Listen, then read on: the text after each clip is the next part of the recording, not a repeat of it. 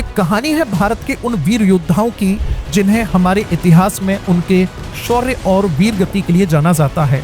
ये वे रणबांकुरे थे जो आखिरी सांस तक लड़े और अपने लघु से एक शौर्य गाथा लिखकर गए। ये गाथा है रेजांगला युद्ध की।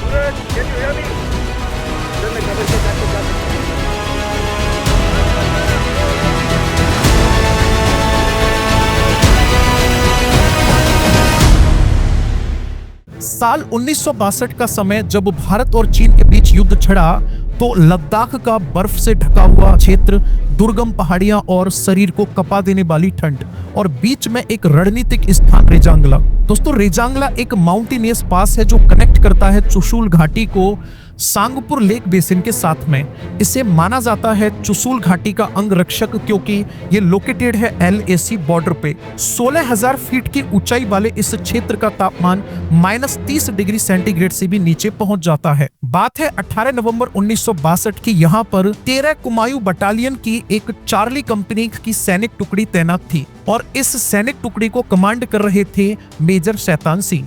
टोटल 120 सैनिकों में से अकेले मेजर साहब ऐसे थे जो राजपूत कम्युनिटी से बिलोंग करते थे। बाकी लगभग 114 सैनिक जो थे वो अहीर समुदाय के थे और ये बिलोंग करते थे हरियाणा, उत्तर प्रदेश और राजस्थान के क्षेत्र से। चीन ने हमले की योजना बनाई।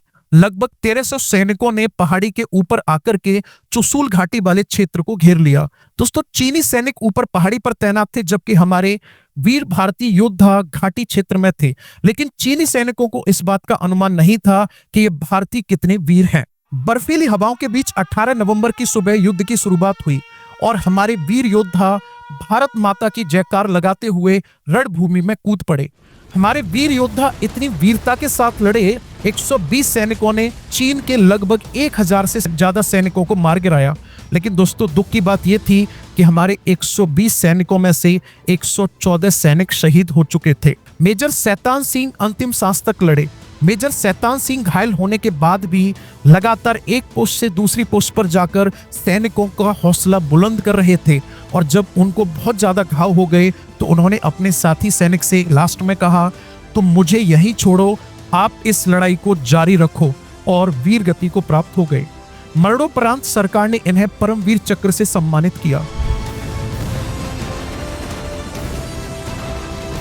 21 सितंबर को चीनी सैनिकों ने युद्ध विराम की घोषणा की और सेना पीछे हट गई। युद्ध के बाद सेना ने वहां पहुंचकर देखा तो पता चला तभी शहीद सैनिकों के जो शरीर थे वो वहीं पर तैनात थे जहां उनकी ड्यूटी थी, यानी सैनिक बिल्कुल भी पीछे नहीं हटे थे। उनके हाथ में हथियार थे और ऐसा लग रहा था उनको देखकर मानो अभी भी चुनौती दे रहे हैं दुश्मनों को। इस युद्ध ने न सिर्फ भारतीय सेना को गौरव दिलाया बल्कि जो चार्ली कंपनी है उसकी शौर्य गाथा को और अहीर सैनिकों को आज भी याद किया जाता है। फिलहाल में अहीर कम्युनिटी के द्वारा लगातार अहीर रेजिमेंट को बनाने की डिमांड की जा रही है। रेजांगला सिर्फ एक युद्ध ही नहीं था, ये दूसरे हल्दी घाटी, 21वीं सदी सारागढ़ी और माटी के लिए बलिदान की वो कहानी है जो हर भारतीय को याद रखनी चाहिए। भारत की इस भूमि को सत सत नमन। दोस्तों, दो पंक्तियां याद आती हैं इन कहानियों को सुनकर के, ऐ मेरे वतन के लोगों जरा आंख में भर लो पानी, जो शहीद हुए हैं उनकी जरा याद करो कुर्बानी। तो दोस्तों, वीडियो को इतना शेयर करो कि हर एक व्यक्ति को हमारे रेजांगला में शहीद हुए वीर सैनिकों की शहादत और वीरता के बारे में पता चल जाए। Thank you.